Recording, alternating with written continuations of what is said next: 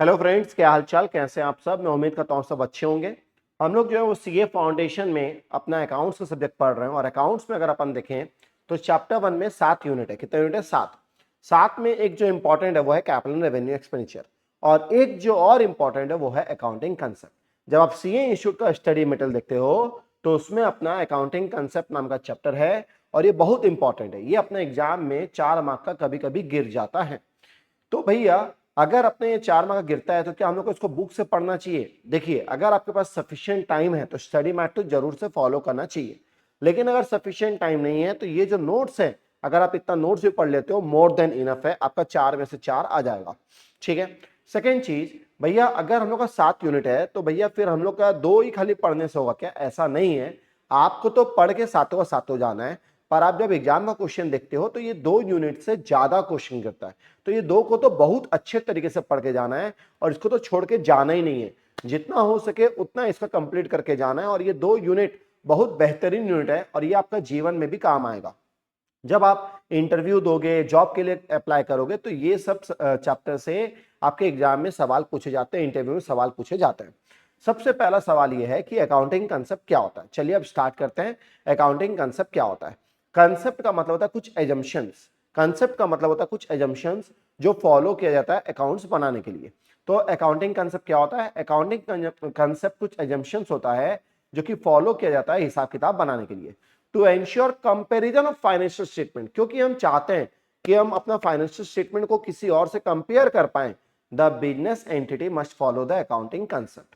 कहने का मतलब क्या है कि हम लोग जब भी अकाउंट्स बनाएंगे तो अकाउंट्स बनाते वक्त हम लोग कुछ एजम्पशंस लेंगे, कुछ अनुमान लेंगे और वो अनुमान के हिसाब से हम लोग अकाउंट्स बनाएंगे।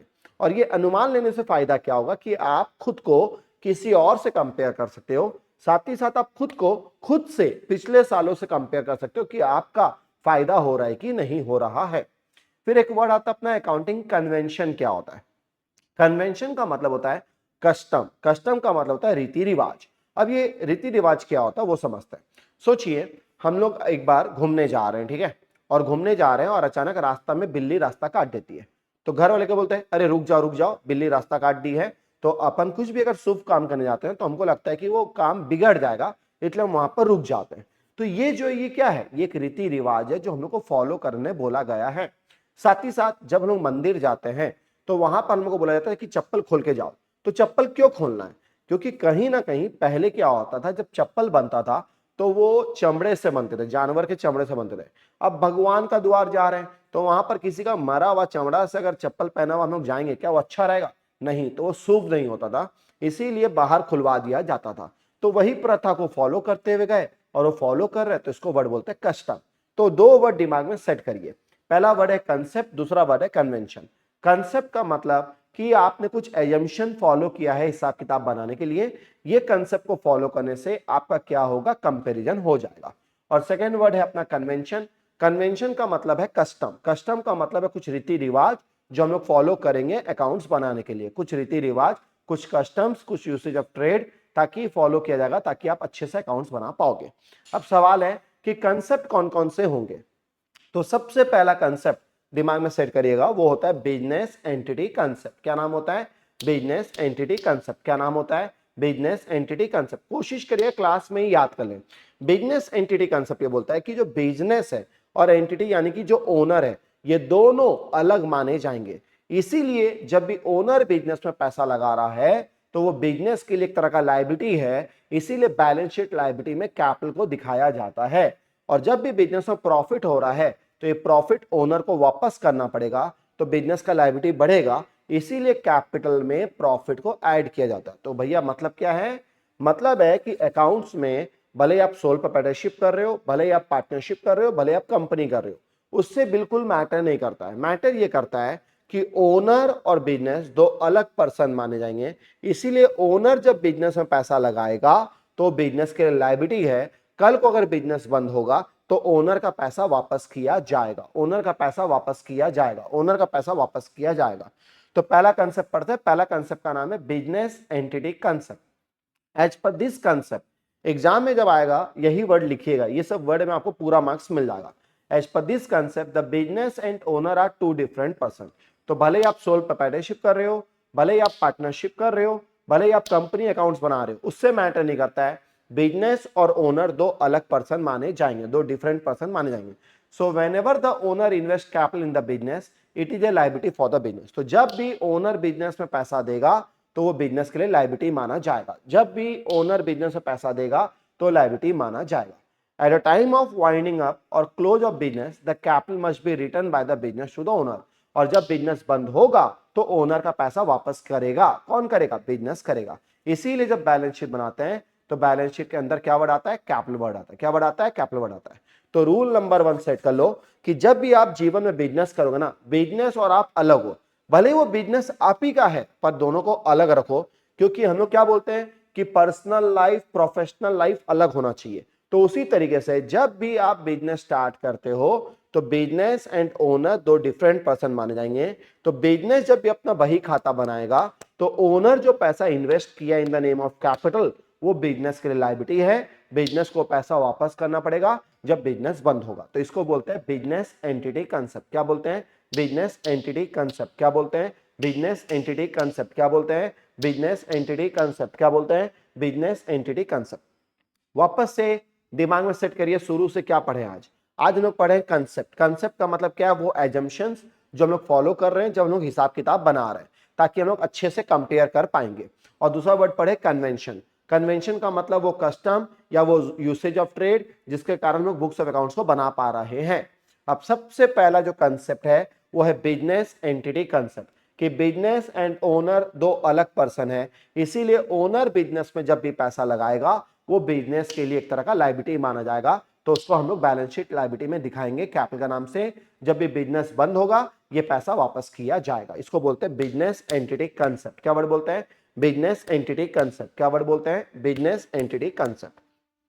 सेकेंड वर्ड है मनी मेजरमेंट कंसेप्ट। ओहो, मनी मेजरमेंट कंसेप्ट, यानी कि हम लोग अकाउंट्स में कोई भी चीज रिकॉर्ड करेंगे तो वो मनी में मेजर होना चाहिए। मनी में मेजर होना चाहिए। जो भी नॉन मॉनेटरी ट्रांजेक्शन है, नॉन मॉनेटरी, उसको हम लोग रिकॉर्ड नहीं करेंगे। तो भैया फिर से समझाओ।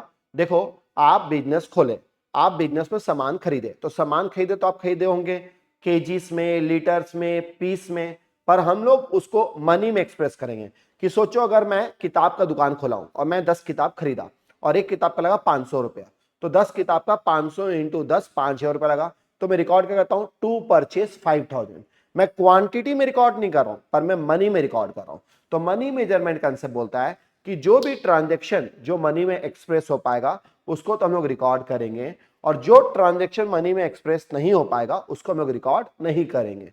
तो यानी कि जो स्ट्राइक होता है, लॉकआउट होता है, या वो सारा चीज जो बिजनेस को इफेक्ट तो कर रहा है पर क्योंकि उसको मनी में रिकॉर्ड नहीं कर पाते तो उसको हम लोग दिखाएंगे नहीं। सोचो, मैं बहुत अच्छा पढ़ाया, कोई बच्चा आके बोला भैया आप बहुत अच्छा पढ़ाया, क्या मैं इसको मनी में रिकॉर्ड कर पाता हूं? द आंसर इज नो, क्योंकि ये मनी में एक्सप्रेस नहीं हो पाएगा। तो ये एक्सप्रेस नहीं हो पाएगा, पर उसके कहने से दो चार बच्चे और आ गए तो कहीं ना कहीं मेरे को फायदा तो मिला, पर क्योंकि मैं उसको मनी में रिकॉर्ड नहीं कर पाता हूं इसलिए मैं उसको दिखाता नहीं हूं। तो क्या बोल रहा है money measurement concept? We will record such transaction which can be in monetary terms. तो जो भी ट्रांजेक्शन जो मॉनेटरी टर्म में एक्सप्रेस हो पाएगा उसको हम लोग रिकॉर्ड करेंगे। Non monetary transaction like strike, lockout are not recorded because it can not be perfectly estimated in monetary terms. तो कोई भी अगर आपका स्ट्राइक हो जा रहा है, लॉकआउट हो जा रहा है, तो कितना नुकसान हो रहा है वो एक एस्टिमेट होता है, वो एक एक्चुअल बेसिस नहीं होता है। तो क्योंकि वो एक्चुअल बेसिस नहीं होता उसको रिकॉर्ड नहीं करते हैं। Suppose in a business an employee is appointed. ठीक है, सोचिए एक बिजनेस में एक एम्प्लॉय को अपॉइंट किया गया, एक एम्प्लॉय को नया रखा गया। The business will pay salary to the employee. तो बिजनेस उसको सैलरी देगा, ऑब्वियस सा बात है। And it can be measured in money, hence it is recorded. तो बिजनेस हर महीना वो एम्प्लॉय को सैलरी देगा, सैलरी में पैसा जा रहा है, इसको हम एक्सप्रेस कर पा रहे हैं तो इसको रिकॉर्ड करेंगे। But let's say the employee was Amitabh Bachchan. Oh my God, कितने बड़े व्यक्ति, बताइए, employee Amitabh Bachchan. So the performance and goodwill of business has highly impacted. तो अगर कोई बिजनेस में अमिताभ बच्चन जी काम करेंगे तो सोचिए क्या रुतबा होगा वो बिजनेस का, क्या नाम फैलेगा, कितने सारे लोग जाएंगे वो दुकान से सामान खरीदने के लिए क्योंकि अमिताभ बच्चन जी वहां पर काम कर रहे हैं। तो वो बिजनेस में कितना इंपैक्ट होगा। But since it can not be measured और एस्टिमेटेड इट इज इग्नोर्ड। ओहो, यानी कि वो चीज जो मनी में रिकॉर्ड हो पाएगा वो आप रिकॉर्ड करोगे, और जो चीज जो मनी में एक्सप्रेस नहीं हो पाएगा उसको आप रिकॉर्ड नहीं करोगे। आज समझो हम लोग के घर में शादी होते हैं तो हम लोग क्या बोलते हैं, अरे शादी करवाना है, इतना खर्चा लग गया, इतना खर्चा लग गया। तो जहां मनी का बात हो रहा है हम लोग रिकॉर्ड कर पा रहे हैं, पर अपन ये देखते हैं कि कोई मेहमान आया कोई मेहमान नहीं आया, क्या वहां मनी का बात होता है? द आंसर इज नो, तो वो रिकॉर्ड नहीं करता है। तो हर बिजनेस वो चीज को ज्यादा इंपैक्ट करता है जो मनी में एक्सप्रेस होता है। किसमें एक्सप्रेस होता है? मनी में। तो अभी तक हम लोग कितना पॉइंट पढ़े? 2 पॉइंट पढ़े। पहला कि बिजनेस और ओनर दोनों अलग माना जाएगा, बिजनेस एंड ओनर दोनों अलग माना जाएगा। और दूसरा, कोई भी चीज रिकॉर्ड करेंगे तो वो मनी में एक्सप्रेस होना चाहिए, कोई भी चीज रिकॉर्ड करेंगे तो मनी मेजरमेंट होना चाहिए। 2 पॉइंट हो गया। पहला क्या हो गया कि business entity concept, business and owner दो अलग पर्सन है। और दूसरा क्या हो गया कि जो भी चीज रिकॉर्ड करेंगे वो मॉनेटरी में होना चाहिए, नॉन मॉनेटरी ट्रांजेक्शन को दिखाते नहीं है, नॉन मॉनेटरी ट्रांजेक्शन को दिखाते नहीं है। थर्ड पॉइंट बहुत बेहतरीन पॉइंट है, पीरियोडिसिटी कंसेप्ट या अकाउंटिंग पीरियड कंसेप्ट। क्या नाम है? पीरियोडिसिटी कंसेप्ट या अकाउंटिंग पीरियड कंसेप्ट। अब एक कहानी को समझो। सोचो आप क्लास 5 में पढ़े, तो क्लास 5 आप कितना साल पढ़े? भैया हम लोग 1 साल पढ़े। फिर सोचो आप क्लास 12 पढ़े, कितना साल पढ़े? भैया वो भी 1 साल पढ़े। फिर सोचो आप बीकॉम फर्स्ट ईयर पढ़े, कितना साल पढ़े? भैया 1 ही साल पढ़े। तो जब हम लोग अपना लाइफ को एक एक साल में डिवाइड कर दिए, तो उसी तरह से अकाउंट्स का भी लाइफ को हम लोग एक एक साल में बांट दिए, जिसको बोलते हैं पीरियोडिसिटी कंसेप्ट।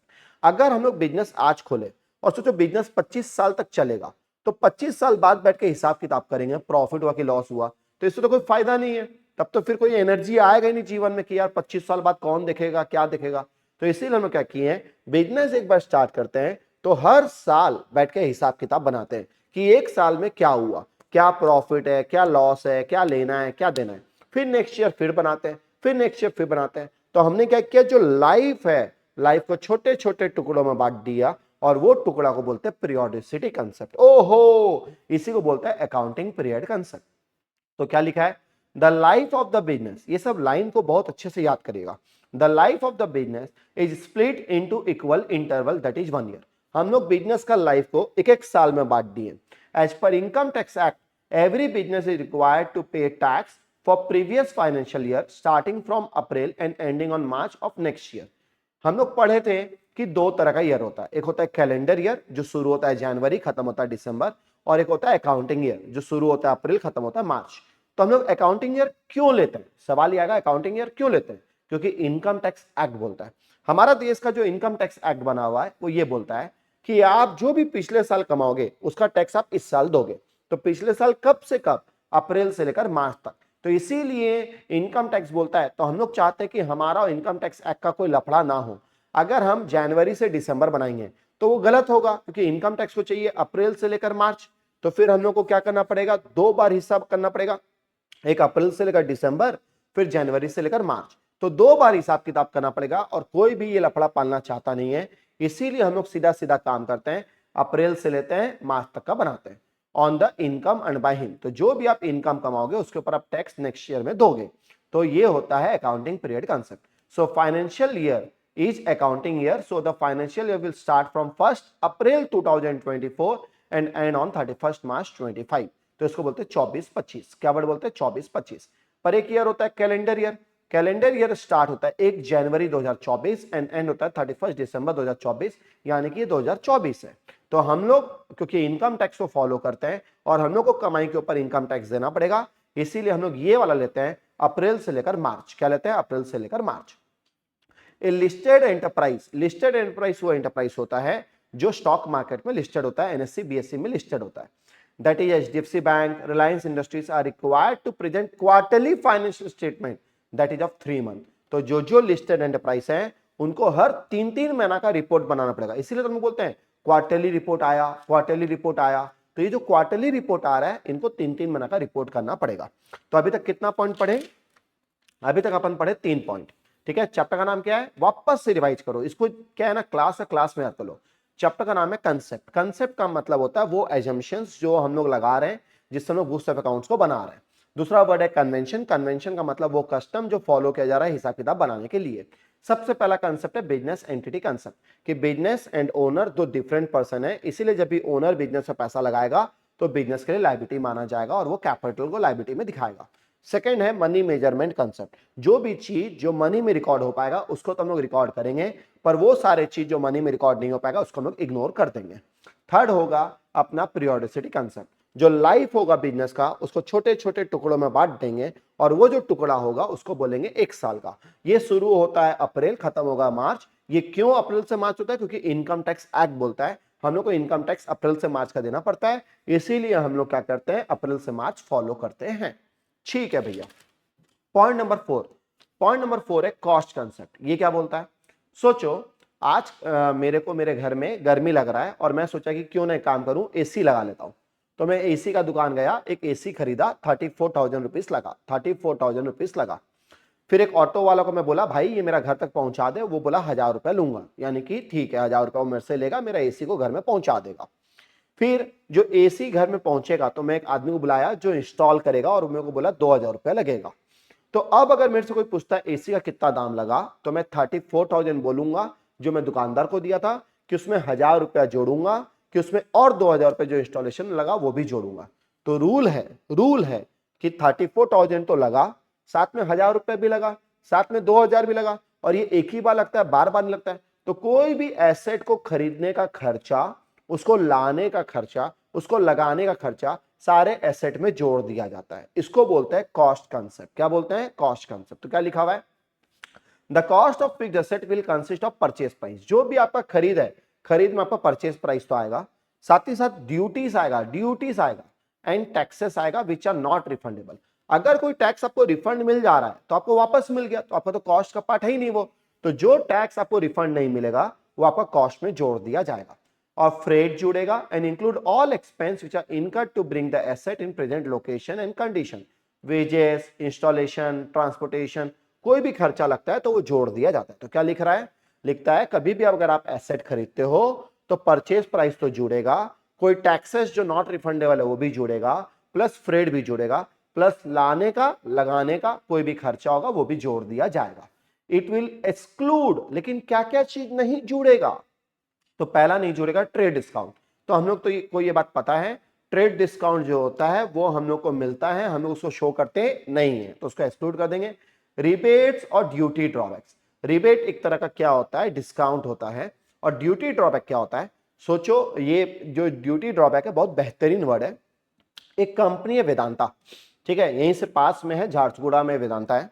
जब वेदांता 2008 में एस्टैब्लिश हो रहा था झारसुगुड़ा में, तो वहां पर वो SEZ था, स्पेशल इकोनॉमिक जोन था। अब उसके जो भी रॉ मेटल थे वो चाइना से आ रहे थे। तो जब भी कोई दूसरा कंट्री से माल आता है तो वहां पर लगता है कस्टम ड्यूटी। क्या लगता है? Custom duty. तो वेदांता को एक बेनिफिट मिल रहा था, और वो बेनिफिट क्या था? वो EPCG कॉन्ट्रैक्ट था, एक्सपोर्ट प्रमोशन कैपिटल गुड करके कोई कॉन्ट्रैक्ट था। अगर वेदांता जितना माल बाहर से खरीद रहा है उसका अगर 8 गुना एक्सपोर्ट कर रहा है, एक्सपोर्ट, तो जितना उसने कस्टम ड्यूटी दिया उसको वापस मिल जाएगा। तो वापस मिल जाएगा वो बोलते हैं ड्यूटी ड्रॉबैक। तो ये टैक्स वापस मिल गया तो ये कॉस्ट का पार्ट नहीं माना जाएगा, इसको बोलते हैं ड्यूटी ड्रॉबैक। क्या लॉजिक समझ में आया?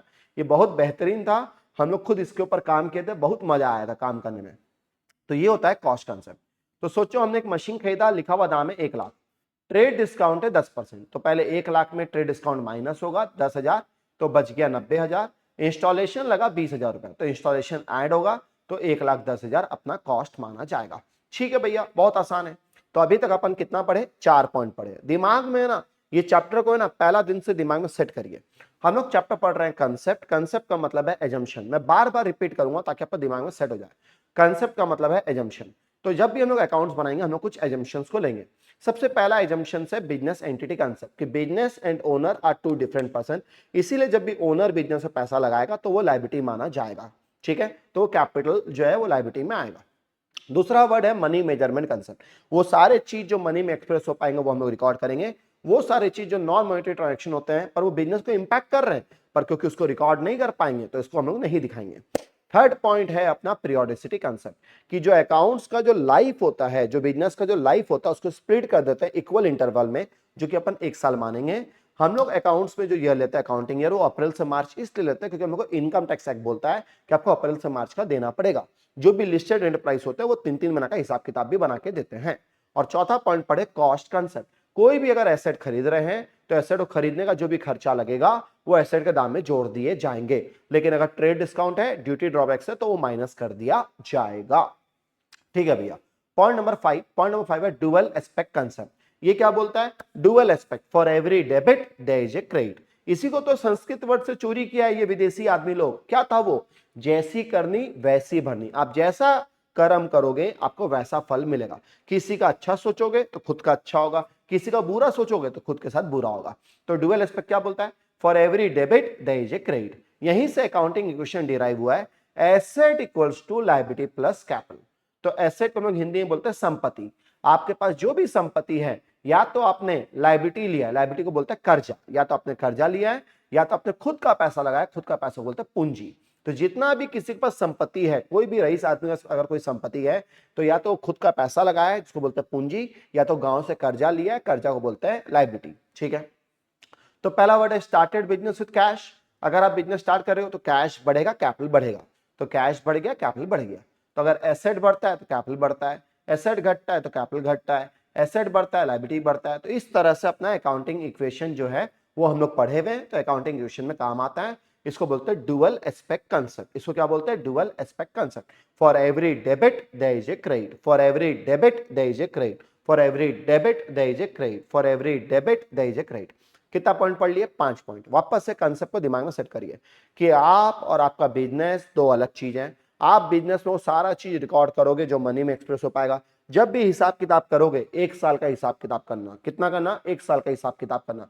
कोई भी तुम्हारा खर्चा लगते जा रहा है, वो खर्चे को जोड़ते जाना, जोड़ते जाना, जोड़ते जाना। एसेट में अगर लगते जा रहा है तो एसेट कॉस्ट का पार्ट है, लाने का लगाने का जो खर्चा वो कॉस्ट में जोड़ दिया जाएगा। और for every debit there is a credit, dual aspect होगा। जो पाने के लिए कुछ ना कुछ तो खोना पड़ेगा। ठीक है। 5 पॉइंट समझ में आया।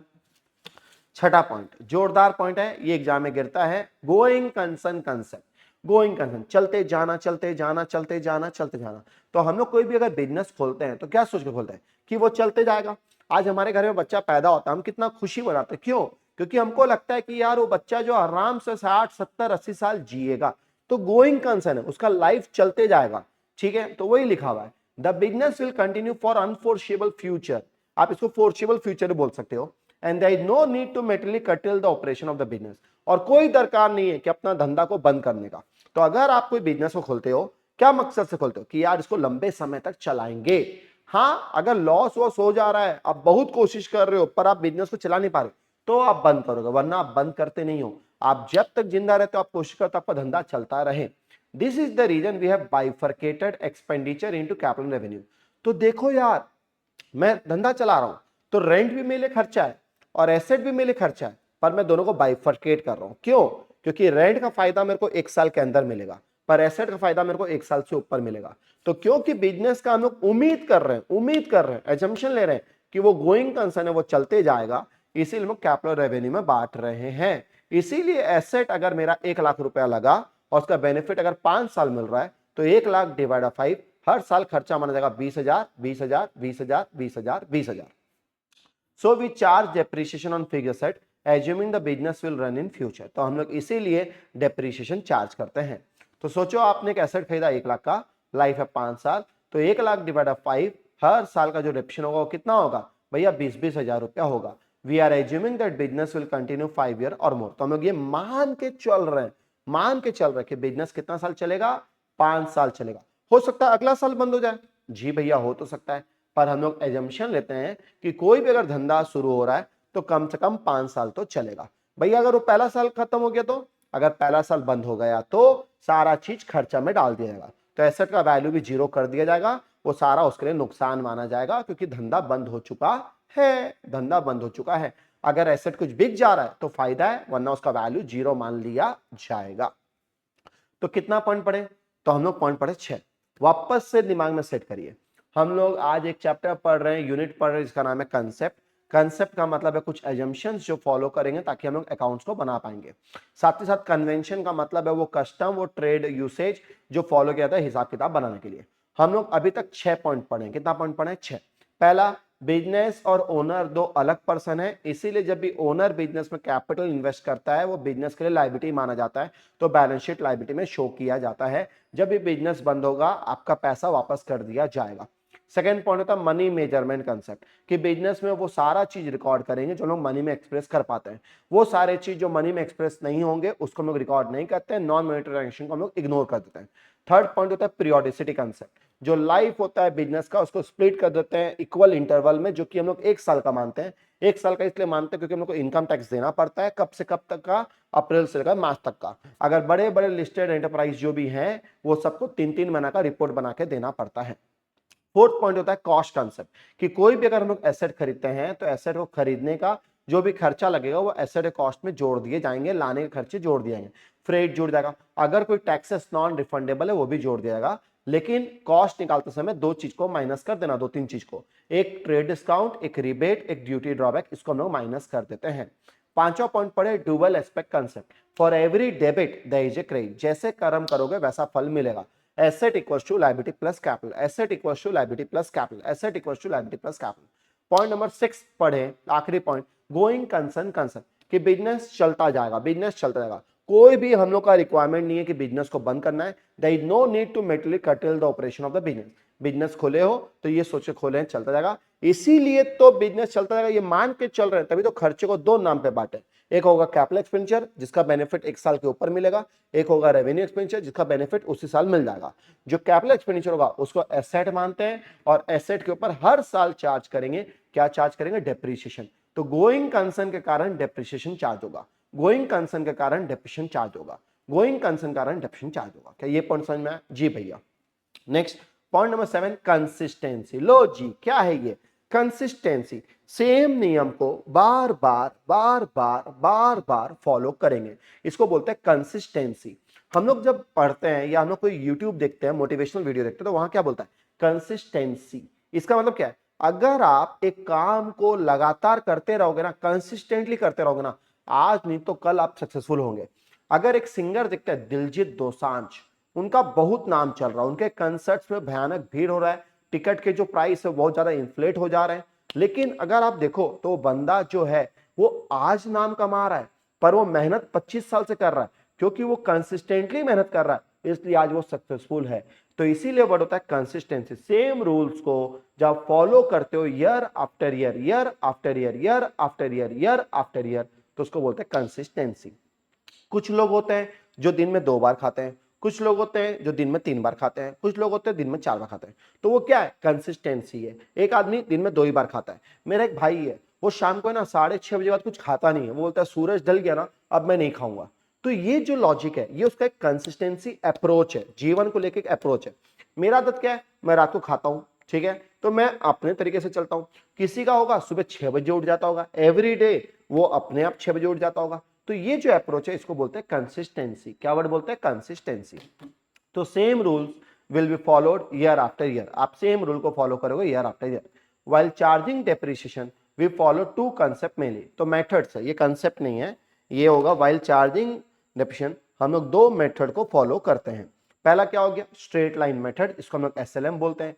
ये क्या बोलता है, अगर कोई एसेट 1 लाख में खरीदे हैं और डेप्रिसिएशन अगर 10% है तो हर साल डेप्रिसिएशन होगा 10,000 10,000 10,000 10,000। और दूसरा है return down value. Return down value क्या होता है, अगर आपने एक एसेट को 1 लाख में खरीदा है तो पहला साल 10,000 डेप्रिसिएशन होगा, 90,000 बचेगा। नेक्स्ट ईयर 90,000 का 10% 9,000 होगा, 81,000 बचेगा। नेक्स्ट ईयर 81,000 का 10% कटेगा, 8,172,900 बचेगा। तो an asset is purchase for 1 lakh, depreciation 10% है SLM में, तो हर साल कितना घटेगा, 10,000 10,000 10,000। पर यही चीज अगर अपन WDV में करेंगे तो पहला साल 10,000 घटेगा, फिर 90,000 10% 9,000 घटेगा, फिर 81,000 का 10% 8,100 घटेगा। तो जो भी मेथड फॉलो करोगे ना उसी को बार बार फॉलो करना। पहला साल SLM, दूसरा साल WDV, तीसरा साल SLM, चौथा साल WDV, ये सब काम मत करना, एक ही मेथड को बार बार फॉलो करना, इसको बोलते हैं कंसिस्टेंसी। क्या वर्ड बोलते हैं, कंसिस्टेंसी। क्या वर्ड बोलते हैं, कंसिस्टेंसी। क्या वर्ड बोलते हैं, कंसिस्टेंसी। ठीक है, so if we are following SLM method we will follow it consistently. तो जो मेथड को फॉलो कर लिए उसी को बार बार फॉलो करिएगा, उसी को बार बार फॉलो करिएगा। कितना पॉइंट हो गया भैया, अपना 7 पॉइंट हो गया, 7 पॉइंट हो गया। पहला पॉइंट क्या था, business entity concept, business and owner अलग माने जाएंगे। दूसरा क्या था, कॉस्ट मनी मेजरमेंट कंसेप्ट, जो भी चीज मनी में रिकॉर्ड होगा उसको दिखाएंगे। तीसरा क्या था, पीरियोडिसिटी कंसेप्ट, लाइफ को हम लोग छोटे छोटे टुकड़ों में बांट दिए, एक एक साल का। चौथा क्या था, कॉस्ट कंसेप्ट, कोई भी एसेट को खरीदते हैं जो भी खरीदने का खर्चा वो उसमें जोड़ दिया जाएगा। पांचवा क्या है, dual aspect concept, for every debit there is a credit, for every debit there is a credit, यहीं से अकाउंटिंग क्वेश्चन निकला है, asset equal to liability plus capital. छठा पॉइंट क्या था, going concern, business will continue for foreseeable future, there is no need to materially curtail the operation of the business, इसीलिए हम लोग एसेट के ऊपर डिप्रेशन चार्ज करते हैं।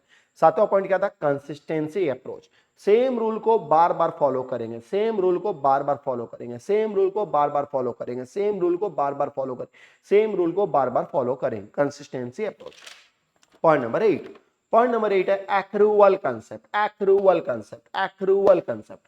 क्या होता है एक्रूवल कंसेप्ट? एक्रूवल कंसेप्ट का मतलब जैसे ट्रांजैक्शन होगा उसको रिकॉर्ड कर लो, पैसा मिला नहीं मिला वो एक अलग चीज है। We will record the transaction as and when they occur, ये लाइन को जरूर से लिखेगा, one of the best line है और ये एग्जाम में गिरता है। We will record the transaction as and when they occur, जैसे ही घटना घटेगा रिकॉर्ड कर दीजिएगा, irrespective of the fact whether cash is received or not, तो पैसा मिला नहीं मिला वो एक सेकेंडरी चीज है, आपका ट्रांजेक्शन हो गया वो रिकॉर्ड करना जरूरी है। तो we will record the transaction as and when they occur, जैसे ही घटना घट जाएगा उसको रिकॉर्ड कर लीजिएगा, पैसा मिला नहीं मिला वो सेकेंडरी चीज है। सपोज आपका रेंट है 10,000 रुपए महीना, तो साल में कितना महीना होता है, 12 महीना होता है भैया, तो 10,000 करते हुए 12 महीना कितना हो जाएगा, 1,20,000 हो जाएगा।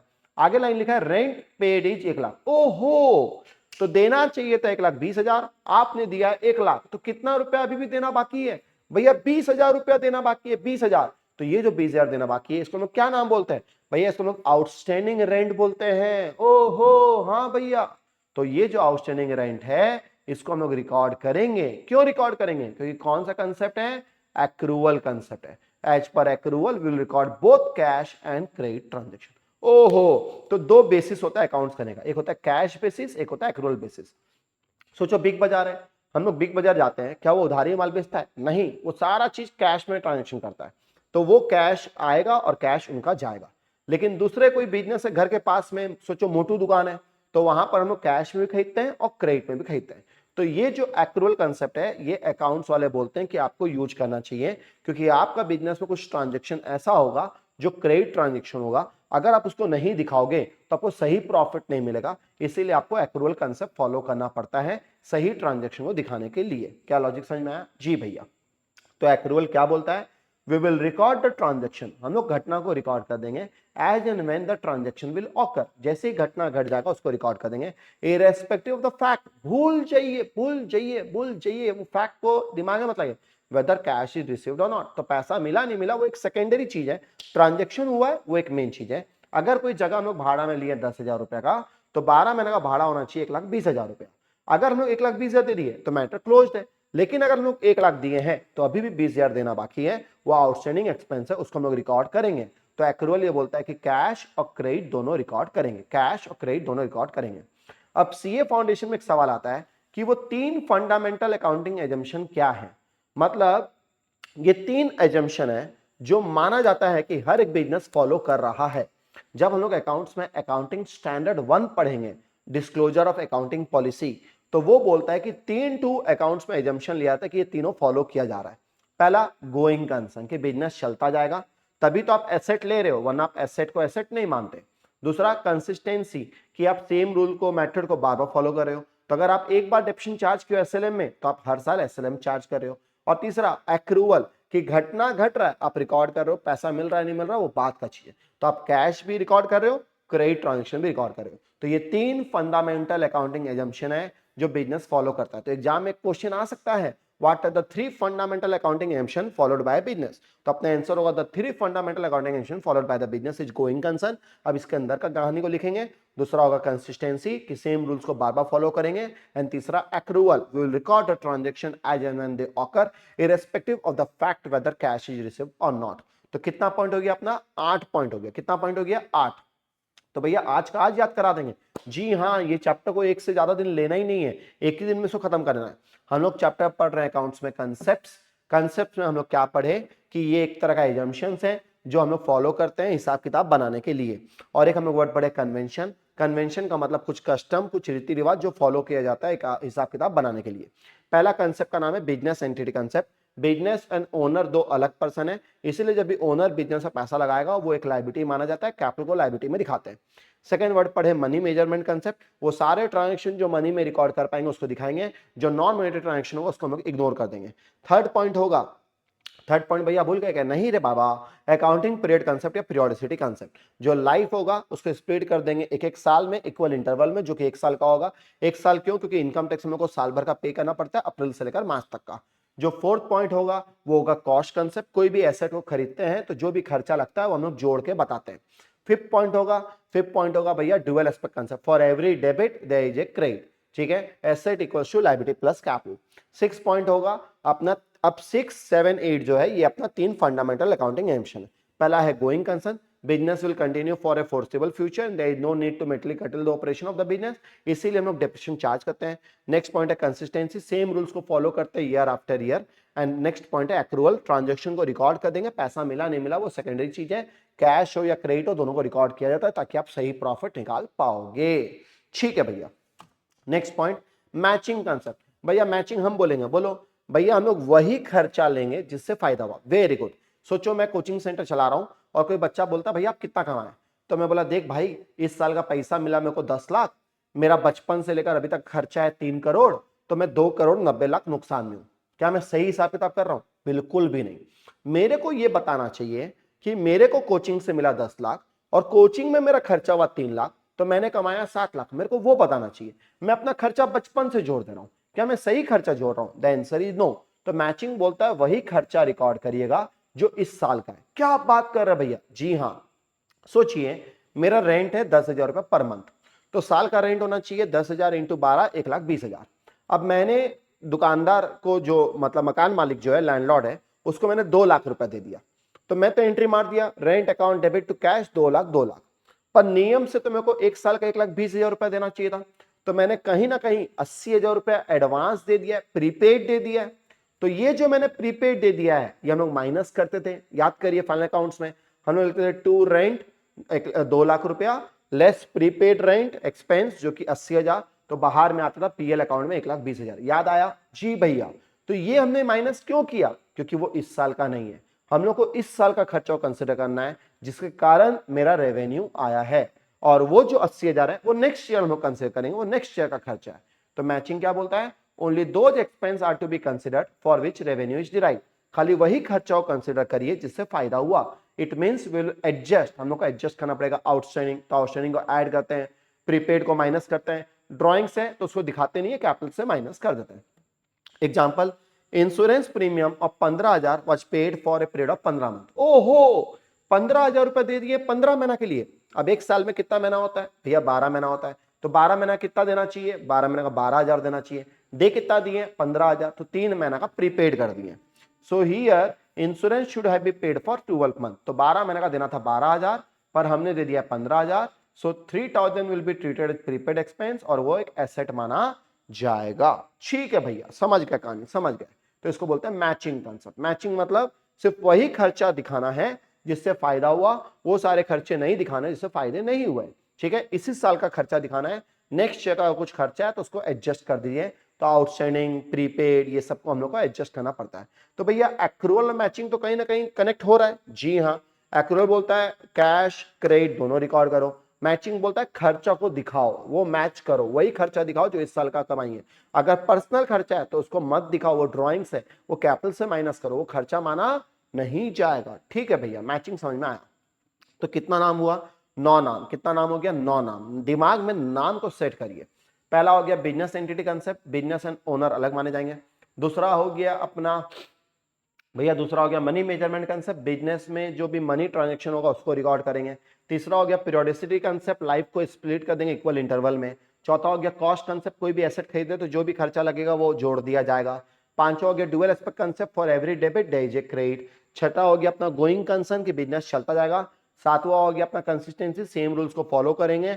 आठवां हो गया अपना एक्रूअल, जब ट्रांजेक्शन होगा रिकॉर्ड कर लेंगे, पैसा मिला नहीं मिला वो सेकेंडरी चीज है। नौवां हो गया मैचिंग, वो सारे खर्चे कंसिडर करेंगे जिस कारण फायदा हुआ। ठीक है, अब आया 10, ये भी एग्जाम में बहुत गिरता है। Point number 10, revenue recognition concept या realisation concept. Revenue recognise, revenue को कब रिकॉग्नाइज करेंगे? ऑब्वियस सा बात है, रेवेन्यू को तब रिकॉग्नाइज करेंगे जब सर्टेनिटी होगा। आज अगर मैं कोचिंग चला रहा हूं और कुछ बच्चे आए और क्लास किए और फिर वो बाद में नहीं आए तो मेरे को डाउट होगा, अरे यार ये ज्वाइन नहीं करेंगे तो।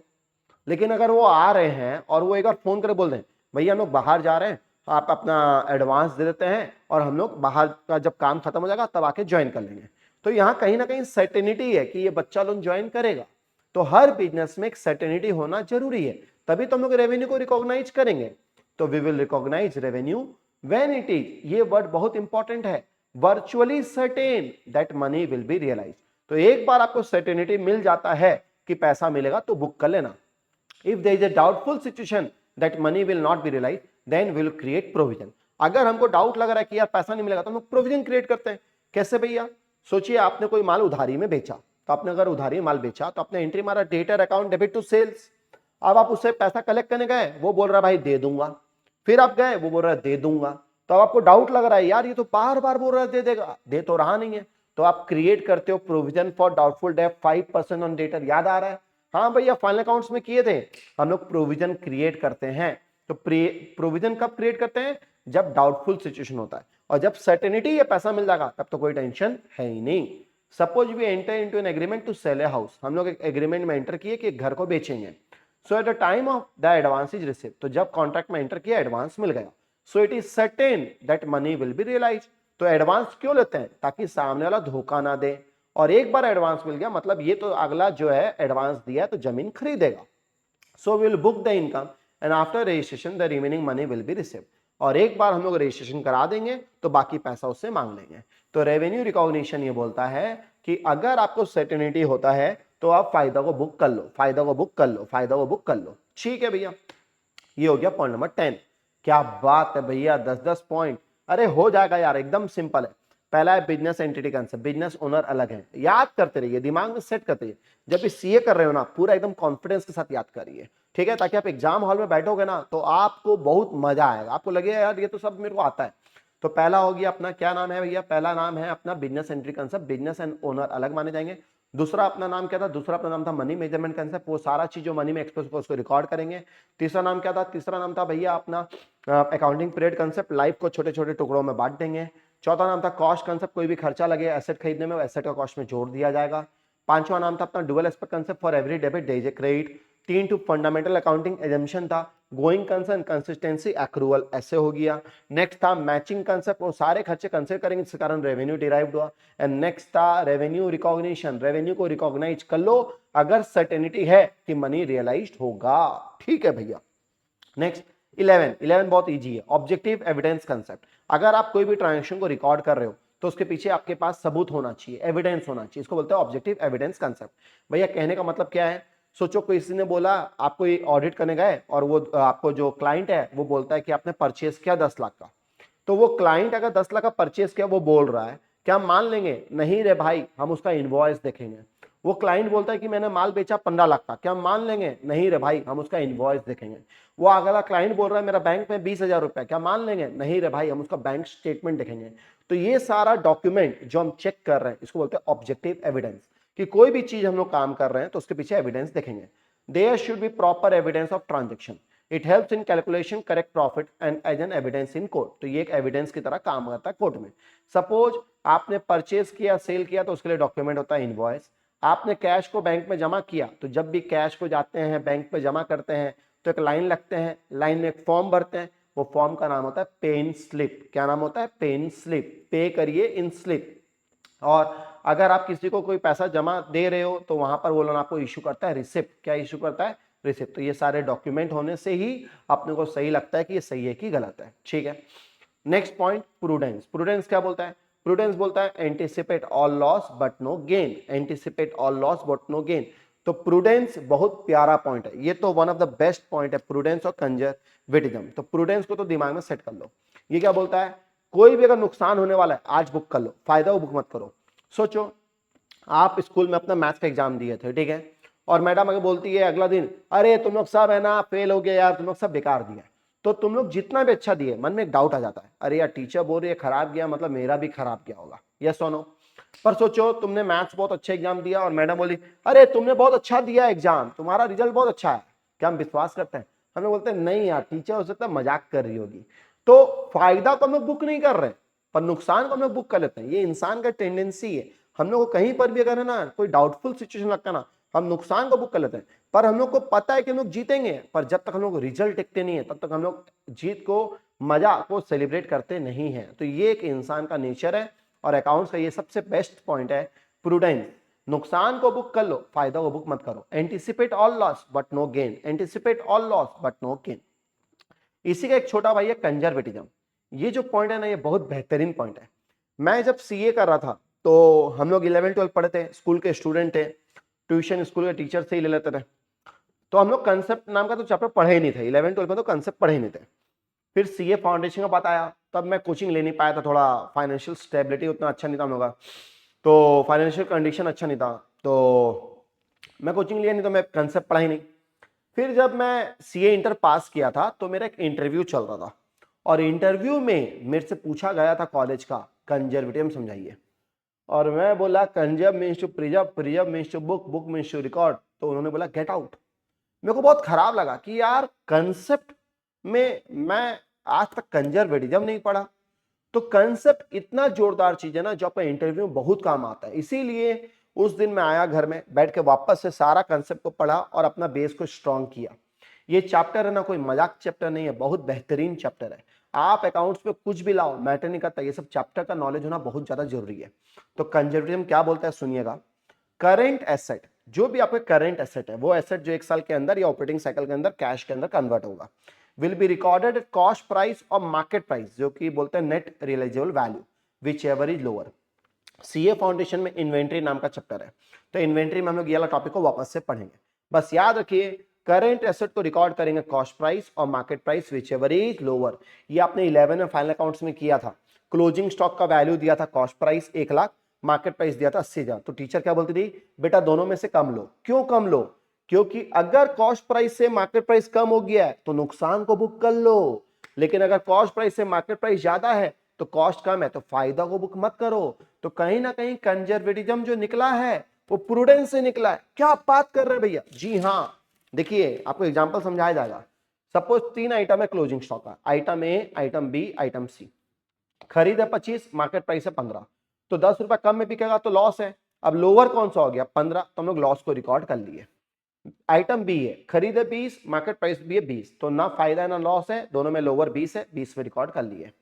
आइटम सी, खरीद है 15, बेचेंगे 25 में, तो फायदा हो रहा है 10 रुपया, पर दोनों में लोअर है 15, तो फायदा को बुक नहीं कर रहे हैं पर लॉस को बुक कर ले रहे हैं।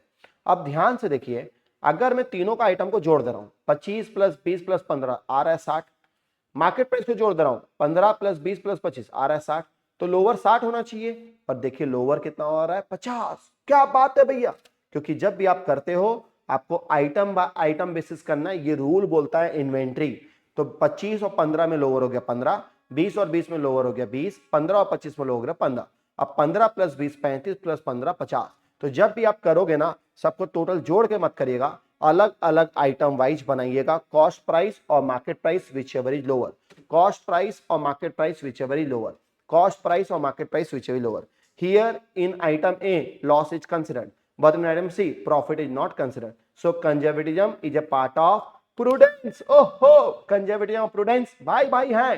तो conservatism बोलेगा तो current asset वाला कहानी लिखेंगे, prudence बोलेगा तो anticipate all loss but no gain लिखेंगे। तो वापस से एक बार पढ़ो, क्या पढ़े हम लोग? पढ़े अकाउंट्स, अकाउंट्स में पढ़े कंसेप्ट, कंसेप्ट का मतलब वो सारे एजम्पशंस जो फॉलो करते हैं हिसाब किताब बनाने के लिए।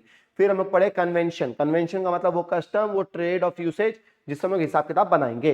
पहला कंसेप्ट का नाम है business entity concept. Business and owner दो डिफरेंट पर्सन है, इसलिए जब भी ओनर बिजनेस पे कैपिटल लगाता है वो बिजनेस के लिए लायबिलिटी माना जाएगा। सेकंड पॉइंट है अपना मनी मेजरमेंट कंसेप्ट, वो सारे ट्रांजेक्शन जो मनी में रिकॉर्ड कर पाएंगे उसको दिखाएंगे, जो भी नॉन मॉनेटरी ट्रांजेक्शन उसको रिकॉर्ड नहीं करेंगे भले वो बिजनेस को इंपैक्ट करेगा, तो ये अकाउंट्स में खराबी है। थर्ड पॉइंट है अपना पीरियोडिसिटी कंसेप्ट, जो लाइफ होगा बिजनेस का उसको स्प्लिट कर देंगे इक्वल इंटरवल, जो कि 1 साल का होगा। 1 साल हम लोग अप्रैल से मार्च इसलिए लेते हैं क्योंकि इनकम टैक्स एक्ट बोलता है हम लोग को इनकम टैक्स देना पड़ता है, तो हम लोग नहीं चाहते कि उनका और हमारा नियम कानून में कोई फर्क हो, इसलिए हम लोग अकाउंटिंग ईयर को अपना जो है अप्रैल से मार्च मानते हैं। फोर्थ पॉइंट होता है कॉस्ट कंसेप्ट, कोई भी एसेट अगर खरीदते हैं तो खरीदने का जो भी खर्चा लगेगा वो एसेट और कॉस्ट में जोड़ दिया जाएगा, ये होता है कॉस्ट कंसेप्ट। ठीक है, इसमें अपना ट्रेड डिस्काउंट और ड्यूटी ड्रॉबैक जोड़ते नहीं है। फिफ्थ पॉइंट होता है dual aspect concept, for every debit there is a credit, हर डेबिट के पीछे एक क्रेडिट होता है, यहीं से अकाउंटिंग क्वेश्चन निकला है, asset equals to liability plus capital. अब 3 टू फंडामेंटल अकाउंटिंग एजम्पशन है जो AS1 बोलता है, डिस्क्लोजर ऑफ अकाउंटिंग पॉलिसी। वो 3 क्या है? पहला है going concern, business will continue for a foreseeable future and there is no need to materially curtail the operation of the business. इसीलिए एसेट जो होता है उसको एसेट बोलते हैं और खर्चे को खर्चे बोलते हैं। एसेट के ऊपर डिप्रेशन चार्ज करते हैं गोइंग कंसर्न के कारण। Next point consistency, same rule same methods को फॉलो करते हैं ईयर आफ्टर ईयर। तो अगर एसेट के ऊपर डिप्रेशन हो रहा है तो हर साल WDV लगाएंगे या फिर SLM लगाएंगे। नेक्स्ट पॉइंट अपना गोइंग कंसर्न हुआ कंसिस्टेंसी। नेक्स्ट पॉइंट है एक्रूवल, ये 3 फंडामेंटल अकाउंटिंग एजम्पशन है। एक्रूवल बोलता है will record the transaction as and when they occur, घटना घटेगा रिकॉर्ड कर देना, irrespective of the fact whether cash is received or not. पैसा मिला नहीं मिला वो एक सेकेंडरी चीज है, ट्रांजैक्शन हो रहा है उसको रिकॉर्ड कर दीजिए, ट्रांजैक्शन हो रहा है उसको रिकॉर्ड कर दीजिए। ये 3 फंडामेंटल अकाउंटिंग एजम्पशन है। नेक्स्ट पॉइंट था मैचिंग कंसेप्ट। मैचिंग, वो सारे खर्चे कंसिडर किए जाएंगे जिसके कारण रेवेन्यू हुआ, इसी साल का खर्चा होगा, जो भी आउटस्टैंडिंग है जो भी प्रीपेड है वो सबको एडजस्ट किया जाएगा। नेक्स्ट पॉइंट है रेवेन्यू रिकॉग्निशन कंसेप्ट या रियलाइजेशन कंसेप्ट। अगर आपको वर्चुअली सर्टेन है कि पैसा रियलाइज हो जाएगा तो बुक कर लो, वरना बुक मत करो। फिर है ऑब्जेक्टिव एविडेंस कंसेप्ट, कोई भी अगर हम कोई ट्रांजेक्शन को कर रहे हैं रिकॉर्ड तो उसके पीछे एक एविडेंस होना चाहिए, एक सबूत होना चाहिए।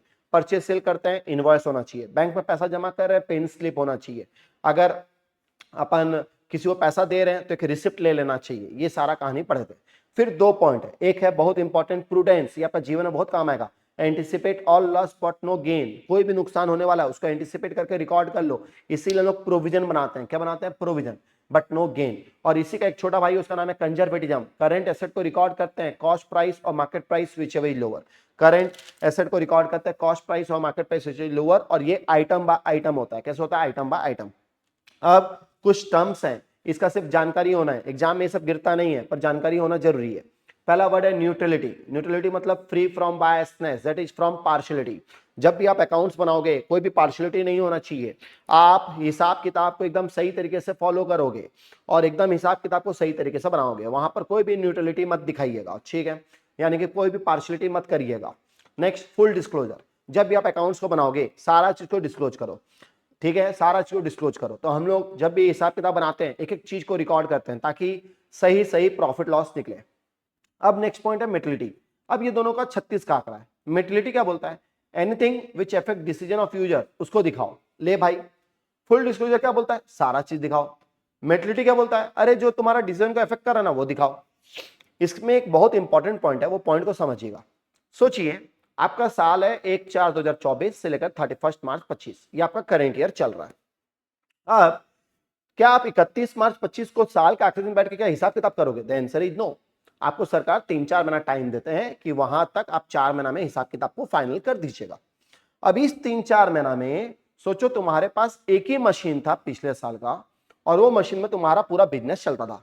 एग्जाम्पल लिज्जत पापड़, एक लिज्जत पापड़ नाम का एक ब्रांड है, वो पापड़ बनाते हैं। कैसे बनाते हैं? एक मशीन से बनाते हैं, उनके पास एक ही मशीन है। अब वो 31 मार्च तक पूरा मशीन में काम किए, पापड़ बनाए।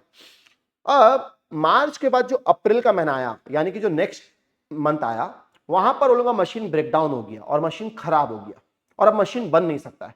तो बताओ क्या गोइंग कंसर्न इफेक्ट हो रहा है? जी हाँ भैया, गोइंग कंसर्न इफेक्ट हो रहा है, क्योंकि एक ही मशीन था और वो खराब हो गया, वो बन नहीं सकता है। तो क्या इसको दिखाना पड़ेगा पिछले साल की नेक्स्ट ईयर? तो भले ही ये हुआ है ट्रांजेक्शन नेक्स्ट ईयर में, पर हम लोग इसको पिछले साल दिखाएंगे क्योंकि ये हम लोग के लिए मेटेरियल आइटम है, ये हम लोग का डिसीजन को अफेक्ट करेगा। यानी कि फुल डिस्क्लोजर तो ये साल का पूरा इंफॉर्मेशन दे ही रहा है, पर नेक्स्ट ईयर का इंफॉर्मेशन हम लोग इस साल दिखा रहे हैं। क्यों दिखा रहे हैं? Because of materiality. तो मेटिलिटी एक बहुत बड़ा फैक्टर है। अगर कोई भी चीज जो आपका डिसीजन को अफेक्ट करेगा उसको आपको दिखाना पड़ेगा, उसको आपको दिखाना पड़ेगा। तो न्यूट्रलिटी का मतलब क्या है? फ्री फ्रॉम बायसनेस, बायसनेस नहीं होना चाहिए। फुल डिस्क्लोजर का मतलब है क्या है? सब कुछ को डिस्क्लोज करो। मेटिलिटी क्या बोलता है? कोई भी चीज जो आपका डिसीजन को अफेक्ट करेगा उसको आपको दिखाना पड़ेगा। ये one of the best point है, one of the best point. कभी किसी से पूछना ना कंसेप्ट, तो उसमें एक ये टॉपिक पूछेगा, सब्सटेंस ओवर फॉर्म। ये क्या बोलता है? सुनिएगा। सोचिए हम लोग पढ़े थे कि एक एसेट नाम का चीज होता है, वो चीज जो बिजनेस खरीदा है, वो रिसोर्स जो बिजनेस को 1 साल के ऊपर फायदा देगा। अब सोचो मैं एक मिडिल क्लास फैमिली से बिलोंग करता हूँ, मैंने एक कार खरीदा। अब कार तो मैं जो खरीदूंगा मैं डाउन पेमेंट में खरीदूंगा। अब कार है 6 लाख का, तो यार अगर मैं डाउन पेमेंट दिया 1 लाख रुपया तो मैंने बैंक से लोन लेना है 5 लाख रुपए का, एकदम सही बात है भैया, मैंने बैंक से लोन लेना है 5 लाख का। अब अगर मैं बैंक को किस्ती दूंगा तब तो ठीक है, अगर मैं बैंक को किस्ती टाइमली नहीं दूंगा तो बैंक मेरे से कार ले जाएगा, ऑब्वियस सा बात है भैया, कार ले जाएगा। तो ये कार के ऊपर डेप्शन चार्ज कौन करेगा? भैया क्या बोल रहे हो, फिर से बोलो। अरे भाई तुमने कोई कार खरीदा, तुमने पूरा पैसा दिया नहीं है, तुमने वो कार किस्ती में खरीदा है, सही बात है भैया, किस्ती में खरीदा है। अब अगर तुम पेमेंट नहीं करते हो तो बैंक तुमसे कार ले जाएगा। तो बैंक कार क्यों ले जा रहा है? क्योंकि कहीं ना कहीं वो ओनर है, उसको जब तक पूरा पैसा नहीं मिलता 5 लाख, वो उस कार का ओनर है, पर यूज तो तुम कर रहा है। तो भाई डेप्रिसिएशन चार्ज कौन करेगा? बैंक तो चार्ज नहीं कर सकते क्योंकि बैंक तो यूज नहीं कर रहा है, और तुम चार्ज करना चाहते हो पर तुम तो ओनर नहीं हो, ओनर तो बैंक है। तुम तो ओनर तब बनोगे जब तुम लास्ट इंस्टॉलमेंट पे करोगे, यही चीज तो हम लोग हायर परचेज में पढ़ते हैं। तब फंस गए, तो लॉ मेकर फंस गए, लॉ मेकर फंस गए, और बचने के लिए उन्होंने एक नाम निकाला जिसका नाम था सब्सटेंस ओवर फॉर्म। आप सब्सटेंस को, ठीक है, ध्यान दीजिए, ओवर फॉर्म, फॉर्म मतलब लीगल फॉर्म को भूल जाइए, लीगल ओनर को भूल जाइए। We will look for substance that is person who is using the asset, तो यहां पर एसेट को यूज मैं कर रहा हूं, and ignore the legal form, legal owner को भूल जाइए। एग्जांपल होता है हायर परचेज।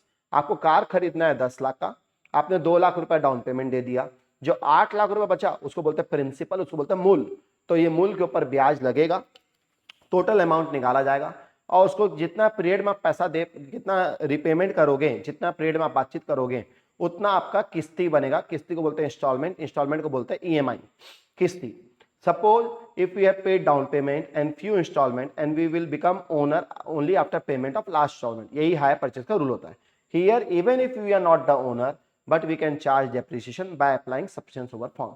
तो भले ही आप ओनर नहीं हो पर आप सब्सटेंस ओवर फॉर्म लगा के डेप्रिसिएशन चार्ज कर सकते हो। तो यार हम ओनर तभी बनेंगे जब लास्ट इंस्टॉलमेंट पे करेंगे, पर हम आज डेप्रिसिएशन चार्ज कर सकते हैं। क्यों? क्योंकि सब्सटेंस ओवर फॉर्म बोलता है। और यहां पर हमारा चैप्टर खत्म होता है। इसमें एक सवाल आता है कि क्या 4 प्रिंसिपल कैरेक्टरिस्टिक्स है फाइनेंशियल स्टेटमेंट का, वो 4 प्रिंसिपल कैरेक्टरिस्टिक्स फाइनेंशियल स्टेटमेंट का, जब भी फाइनेंशियल स्टेटमेंट बनता है तो 4 बातें को हम लोग को ध्यान रखनी पड़ती है, 4 बातें को हम लोग को ध्यान रखनी पड़ती है। पहला, अंडरस्टैंडेबिलिटी, जब भी आप अकाउंट्स बनाओगे ना वो अंडरस्टैंडेबल होना चाहिए, अंडरस्टैंडेबिलिटी, अंडरस्टैंडेबल होना चाहिए। दूसरा, वो आपके लिए रेलिवेंट होना चाहिए, वो आपके लिए रेलिवेंस होना चाहिए, इंपॉर्टेंट होना चाहिए। तीसरा, वो भरोसे लायक होना चाहिए, भरोसे लायक को बोलते हैं रिलायबिलिटी, आपके ऊपर वो भरोसा होना चाहिए। एंड फोर्थ, कंपेबिलिटी, आप खुद को दूसरों से कंपेयर कर पाओगे। तो जब भी आप फाइनेंशियल स्टेटमेंट बनाओगे ना, 4 उसके मुख्य कैरेक्टरिस्टिक्स हैं, 4 उसके पॉइंट है जो आपको ध्यान रखने पड़ेंगे। वो अंडरस्टैंडेबल होना चाहिए, वो रेलिवेंट होना चाहिए, इंपॉर्टेंट होना चाहिए, वो रिलायबल होना चाहिए, भरोसे लायक होना चाहिए, और कंपेबिलिटी, आप उसमें कंपेयर कर पाओगे। ये 4 कैरेक्टरिस्टिक्स होना, ये 4 खूबी होना बहुत ज्यादा जरूरी होता है। तो ये इतना ही था अपना चैप्टर 1 में यूनिट जिसका नाम था कंसेप्ट। आप इतना अगर कर लोगे मोर देन इनफ है। मैं वापस आपको रिवाइज कराता हूं शुरू से आखिरी तक कि अपन क्या पढ़े। अपन चैप्टर पढ़ रहे हैं कंसेप्ट। कंसेप्ट का मतलब है वो सारे एजम्पशन जो अकाउंट्स को बनाने के लिए फॉलो करने पड़ते हैं। फिर हम लोग पढ़े वर्ड कन्वेंशन। कन्वेंशन का मतलब कस्टम या यूसेज ऑफ ट्रेड जो कि फॉलो किया जाता है बुक्स ऑफ अकाउंट्स बनाने के लिए। पहला कंसेप्ट का नाम है business entity concept. Business and owner 2 different person है, इसीलिए जब भी ओनर बिजनेस में कैपिटल लगाएगा वो बिजनेस के लिए लायबिलिटी माना जाएगा, वो बैलेंस शीट लायबिलिटी में दिखाया जाएगा। दूसरा नाम है अपना मनी मेजरमेंट कंसेप्ट। वो सारे चीज जो आप मनी में एक्सप्रेस कर पाओगे उसको आप रिकॉर्ड करोगे, जो भी नॉन मॉनेटरी ट्रांजैक्शन है उसको आप एक्सप्रेस नहीं कर पाते हो मनी में तो उसको आप इग्नोर कर दोगे। तीसरा पॉइंट है पीरियोडिसिटी कंसेप्ट। जो लाइफ होगा बिजनेस का उसको स्प्लिट कर दिया जाएगा इक्वल इंटरवल में, जो कि 1 साल का होता है। 1 साल क्यों? क्योंकि इनकम टैक्स में हम लोग अप्रैल से लेकर मार्च देते हैं, इसलिए हम लोग अप्रैल से मार्च फॉलो करते हैं ताकि उनको और हमारा कोई लफड़ा ना हो। फोर्थ पॉइंट होता है कॉस्ट कंसेप्ट। कोई भी एसेट अगर खरीदते हैं तो एसेट खरीदने में जो भी खर्चा लगता है वो एसेट कॉस्ट में जोड़ दिए जाएंगे, फ्रेट, इंस्टॉलेशन खर्चे, ये सब। लेकिन ट्रेड डिस्काउंट और ड्यूटी ड्रॉबैक से सब जोड़ते नहीं है। फिफ्थ पॉइंट होता है dual aspect concept. For every debit there is a credit. हर डेबिट के पीछे हर एक क्रेडिट है। Asset equals to liability plus capital.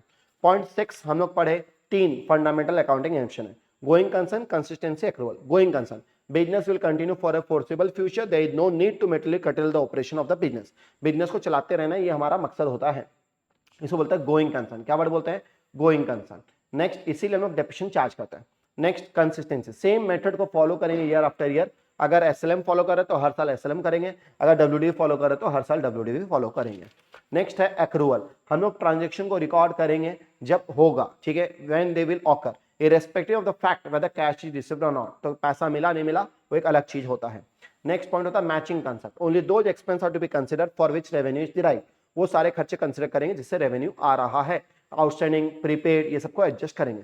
Next revenue recognition या रिलेशन कंसेप्ट, अगर आपको सर्टेनिटी है, वर्चुअल सर्टेनिटी है कि मनी रियलाइज होगा तो आप उसको रिकॉर्ड कर लेना, इसको बोलते हैं रेवेन्यू रिकॉग्निशन या फिर रिलेशन कंसेप्ट। नेक्स्ट है ऑब्जेक्टिव एविडेंस कंसेप्ट, कोई भी अगर आप काम कर रहे हो तो उसके पीछे आपके पास सबूत होना चाहिए, अगर आप परचेज कर रहे हो, सेल कर रहे हो तो इनवॉइस होना चाहिए, अगर आप बैंक में पैसा जमा कर रहे हो तो पेन स्लिप होना चाहिए, अगर आप किसी को पैसा दे रहे हो तो रिसिप्ट ले लेना चाहिए। दो भाई हैं, एक का नाम है प्रूडेंस जो बोलता है anticipate all loss but no gain, और इसी का भाई है कंजर्वेटिज्म, बहुत इंपॉर्टेंट है, करेंट एसेट को रिकॉर्ड करेंगे कॉस्ट प्राइस और market price which is lower, item by item basis में निकालेंगे। अब चार हम लोग वर्ड पढ़े, पहला है न्यूट्रलिटी, न्यूट्रलिटी मतलब फ्री फ्रॉम बायसनेस होना चाहिए, हर चीज को फुल डिस्क्लोज करिए। मेटलिटी वो चीज जो आपका डिसीजन को अफेक्ट करेगा उसको आप जरूर से दिखाइए। सब्सटेंस ओवर फॉर्म, आप लीगल फॉर्म को ध्यान दीजिए, सब्सटेंस लीगल फॉर्म को ध्यान मत दीजिए, सब्सटेंस को ध्यान दीजिए। अगर आप ओनर हैं पर आपको ओनर तब बनोगे हायर परचेस में जब आप लास्ट इंस्टॉलमेंट पे करोगे, उससे पहले बैंक आपसे सामान ले सकता है, तो भले ही आप वो एसेट को यूज कर रहे हो पर आप ओनर भले लास्ट इंस्टॉलमेंट में बनोगे लेकिन आप डेप्रिसिएशन चार्ज कर सकते हो, ये सब्सटेंस ओवर फॉर्म बोलता है। अब चार मुख्य इंपॉर्टेंट बातें हैं जब भी फाइनेंशियल स्टेटमेंट बनता है, पहला वो अंडरस्टैंडेबल होना चाहिए, दूसरा वो रिलेवेंट होना चाहिए, तीसरा वो रिलायबल होना चाहिए एंड चौथा कंपेरेबल होना चाहिए। ये चार इंपॉर्टेंट कैरेक्टरिस्टिक्स है फाइनेंशियल स्टेटमेंट के जो हम लोग को ध्यान देने पड़ेगी, understandability, relevance, reliability, comparability, understandability, relevance, reliability, comparability.